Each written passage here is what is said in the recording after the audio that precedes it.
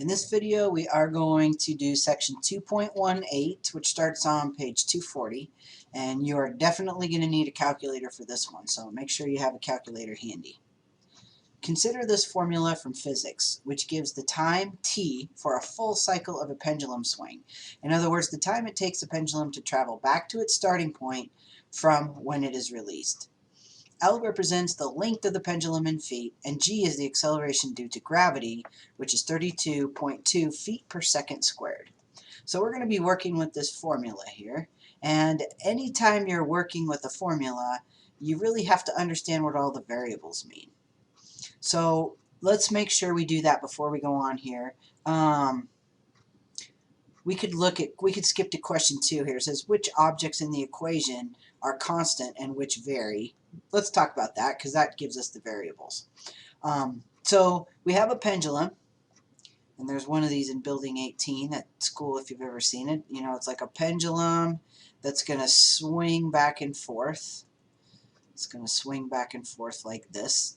And the time that it takes, t, to swing back and forth is dependent upon the length of the string. Okay, the longer, well, we'll see what happens, but the longer the string is, the more time it's going to take, as opposed if you had a little tiny pendulum like this, it would ding, ding, ding, ding, ding, you know, go faster, and the pendulum is longer string is going to take longer to go back and forth. G is 32.2 feet per second. That's due to gravity. That's not changing. Okay, so our variables here are t, which is the time. Let's write an equal sign. Time to complete one back and forth swing. Time to complete one back and forth swing. And then the other variable is L, which is the length of the string. Now the constants, the numbers that aren't changing in this formula, is basically everything else. So let's highlight our variables in yellow. So that's a variable and that's a variable. So every other object is a constant. Not the operators, but the objects are constant. So our constants are 2, pi, and gravity. Those are all constants. 2, pi, and gravity, which is 32.2. Now, why don't we just write 32.2 in this formula? Well, we certainly could. We could just rewrite this formula like this. One of the reasons they don't is because this is gravity in feet per second. If you were doing meters per second, it's a different constant. And so this would only work if the length is measured in feet. If the length is measured in meters, you have to use a different constant for gravity. So just by putting a g there, then this formula would work whether you were measuring in feet or meters. List the operations applied to L in the order in which they are applied. So if I put some number in for L, what am I going to do first if I punch this into my calculator? Like if I told you L was 80 feet, what would you do first? Well, the first thing you would do is divide by 32.2. That would be the first thing you would do. We're just listing the operations, but so we'll just say divide. Okay? Then you would have this number. Okay, then what would be the next thing you would do? The next thing you would do is you would take the square root. So that's the next operation. And then you would have this number. Then the next thing you would do is multiply. What should I use for multiply? I'm going to use a dot for multiply. And you would multiply by 2 pi. And then you'd have your whole entire value. What is the independent variable in the formula, and what is the dependent variable? So remember, we've only got two variables. We've got L and T. Which is the independent and which is the dependent? Would you say the time depends on the length of the string? Or would you say the length of the string depends on how much time it takes? Well, hopefully you're saying the input here is L and the output is T, So the input, or the independent variable, is length. I got my highlighter. That doesn't look very good. The independent variable is length. The dependent variable is time, or t. How much time it takes to do a swing is dependent upon the length. So we're going to run through some of this stuff, and then we're going to graph this on number 7. Remember, your independent variable goes along the horizontal axis. So this is going to be the length of the string. And then your dependent variable goes along the vertical axis. And that's going to be the time that it takes to complete one full swing. What values of L make sense for this formula? I remember we did that stuff about types of numbers where we had natural numbers, whole numbers, integers, rational numbers, real numbers. What values of L make sense for this formula? Well, L represents the length of this string, so I guess it could be 0, but then you wouldn't really have a string. It certainly has to be positive, right? What about fractions or decimals? Would that make sense? Sure, the length of the string could be 87.5 feet. So I would say positive real numbers. So by saying real numbers, you know, that means we could have basically any length of string, any decimal, any fraction, as long as it's positive. Could be irrational.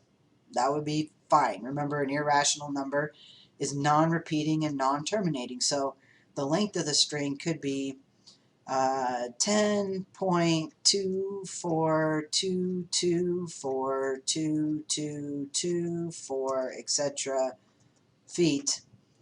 That's possible. Okay? So it could be an irrational number. Any positive real number. The rationals and the irrationals make up the real numbers.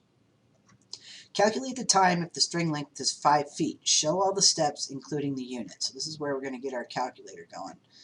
Alright, so we have our formula. Time equals 2 pi times the square root of the length divided by 32.2. So now we're going to take the length of 5 and we're going to plug it in for L. So the time is going to be 2 pi times the square root of 5 divided by 32.2. Now, this is where it can get a little tricky, depending on what kind of calculator you have. So I'm going to start off by just looking at a basic calculator. Now, if you have a really, really basic calculator, it does not know the order of operations. Let me show you. If I do 8 minus 2, watch what happens when I hit times. Watch this. Times. It gave me the answer of 6. And so I'll hit times 3.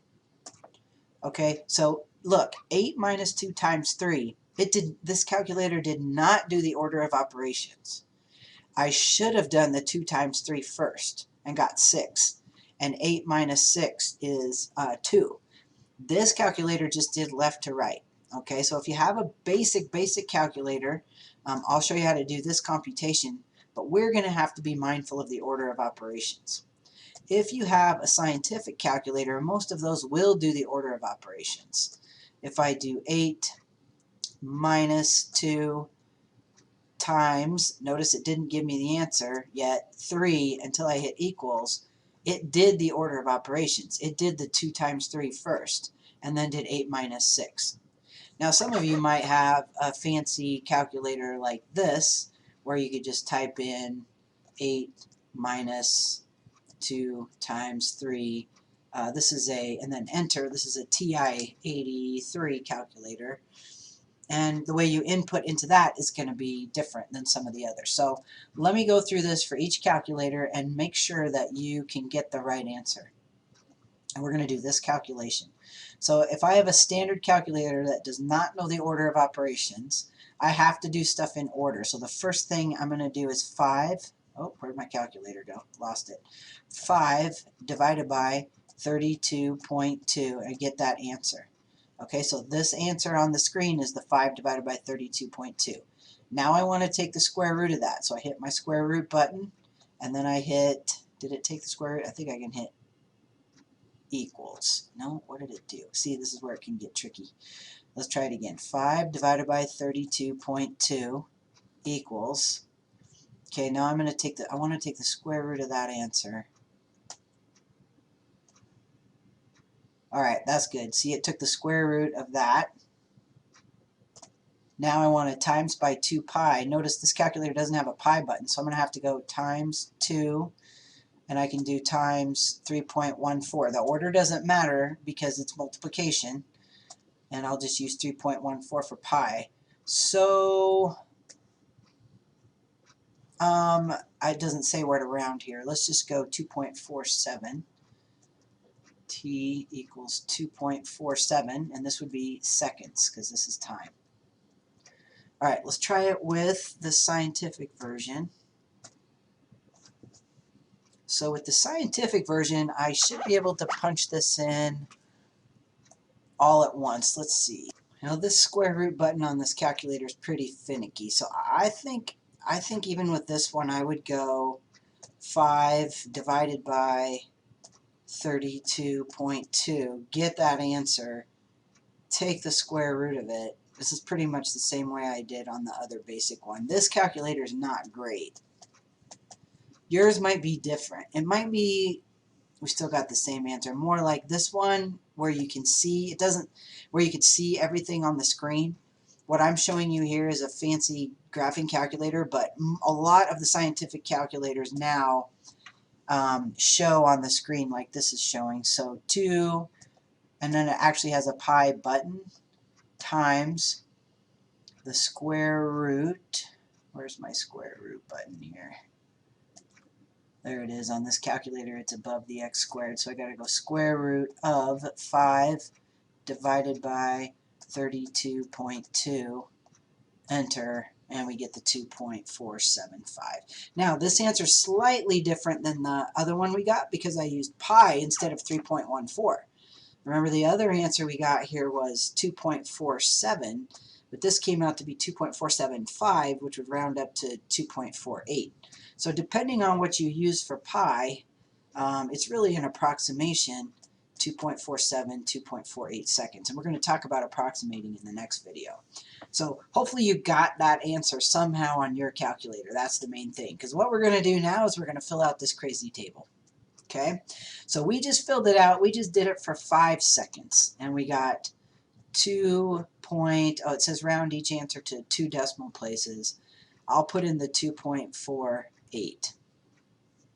Now, if you have a fancy calculator like this where you can call up your last answer, it makes it kind of nice because I can go up here, oops, grab that, hit enter, go backwards, and then just change this 5 to a 1. And now I get the time for 1 foot, which is 1.11. Or I can go up here, grab this, come over here, change this to a 2.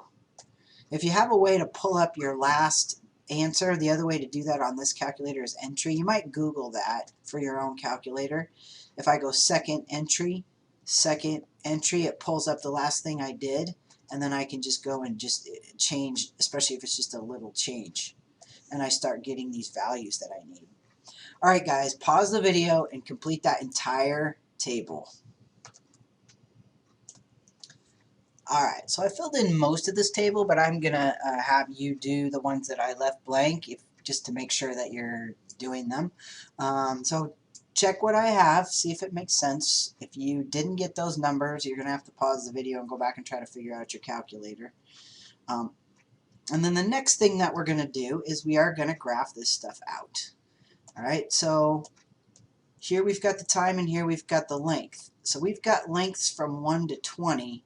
So we want to make sure this goes all the way out to 20. So if I make this out to 20, then maybe halfway here is going to be 10. Alright, that's going to be 5. That's going to be 15. I don't have graph paper, so I'm trying to make this as nice as possible. 1, 2, 3, 4, 5, 6, 7, 8, 9, 10, 11, 12, 13, 14, 15, 16, 17, 18, 19, 20. Okay, that looks pretty good. Then for my time, the maximum time I got was 5 seconds for a length of 20 feet. So I really only have to go up to 5 here and try to spread these out right. Let's see if I can get close here. 1, 2, 3, 4, 5. That looks pretty close. So this is in seconds, and this is in feet. And so now what you're going to do is you're going to plot all the data from your table. So I'll plot a couple points and then have you guys do the rest. So 1 foot was a little over 1 second. Let's do this in red. So 1 foot was a little over 1 second. So I'm just estimating here. Right? I guess you could put in halves if you wanted to, just to help your eye. It gets kind of tough with these small numbers. This would be like 1.5, 2.5, 3.5, 4.5, just to help with your eyeball a little bit. 2 is about 1.57. Okay, so I'll go over to 2, and then I'll go up just a little bit over 1.5. 3 is 1.92, so I'll go over to 3 and then just a little bit below 2, something like that. Okay, I mean graph paper would be best here, but you're going to plot out all 20 points. I want to see 20 dots from this table. Each dot represents a data point on that table. Is the formula for the pendulum swing a function? Why or why not? Well, remember, a function, each input has exactly one output. Can only have exactly one output. So remember, our input was the length of the pendulum, and our output was the time that it took for that pendulum to swing. So what we have to ask ourselves is, does each length have exactly one time that it takes to swing? Yes, it does, right? Each length, a particular length, is only going to have one time associated with it. So why or why not? Because of that. Because each length has exactly one output of time. Is this data linear? Use the results in your table to justify your response. So remember, with linear, we're increasing or decreasing, but in this case we're definitely increasing by a constant amount. And when we say constant, we mean the same amount. So what I want you guys to do with your table here is say, how much did this increase? I could take my little calculator here and clear it. And when I added a foot, I went 1.57 minus 1.11. So the time that it took to swing increased by 0.46. Is that constant throughout this table? If I go from 2 feet to 3 feet, does the time increase by 0.46? If I go from 3 feet to 4 feet, does it increase by 0.46? If I go from 4 feet to 5 feet, does it increase by 0.46? Is that increase constant? From here to here, we're adding 0.46 of a second. Is that constant? If that's constant, then it's linear. If it's not constant, then it is not linear. You should also see that when you finish your graph. Does your graph continue in a straight line? If it does, then it's linear. If your graph makes some other picture than a straight line, then it's not linear. All right? Question number 10. What happens to the time necessary to complete a full cycle as the length of the pendulum string increases? I want you to go ahead and answer that, all right? Basically, it's like, does it increase? Does it decrease? Does it go up by the same amount? Does it go up by smaller amounts? Does it go up by bigger amounts? Just talk about that a little bit. Estimate the length of a pendulum whose period is 5 seconds. You can use the table on the graph. So I'd like you to complete this one as well. You can use the table or the graph. We got pretty close to 5 seconds here. So what length of string do you think would have a time of exactly 5 seconds. This is what it's asking. What length of string do you think would have 5 seconds? So go ahead and complete those as well. This formula is an example, this pendulum formula, T equals 2 pi times the square root of L over gravity, is an example of a radical function. A radical function is a function with the independent variable under a radical or a root. Our independent variable here was L, and that is under the radical or the root. So this is an example of a radical function. So this is a radical function, this is a radical function, this is a radical function. This thing's called a cubed root with the 3 there. We're not going to do too much of that, but it really means if I do the cubed root of 8, it's asking the answer to this, whatever this answer is, I have to cube it to get 8. What number cubed is 8? That's what this is asking. And that answer is 2. 2 cubed is 8. As opposed to a square root of 16, whatever that answer is, that answer squared has to be 16.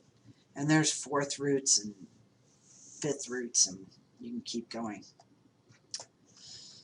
So to understand and evaluate a function, you have to be able to determine the operation and apply them in the correct order. And that's what we really practiced here using the pendulum. And we also have to use the correct order of operations.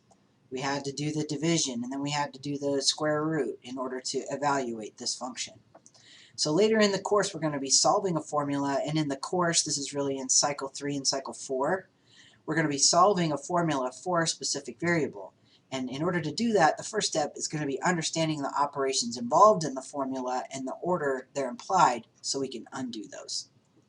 All right, so just to be clear, what you're finishing up for this is you're finishing this table, you're finishing this graph, and then make sure you answer these questions, 8, 9, 10, and 11.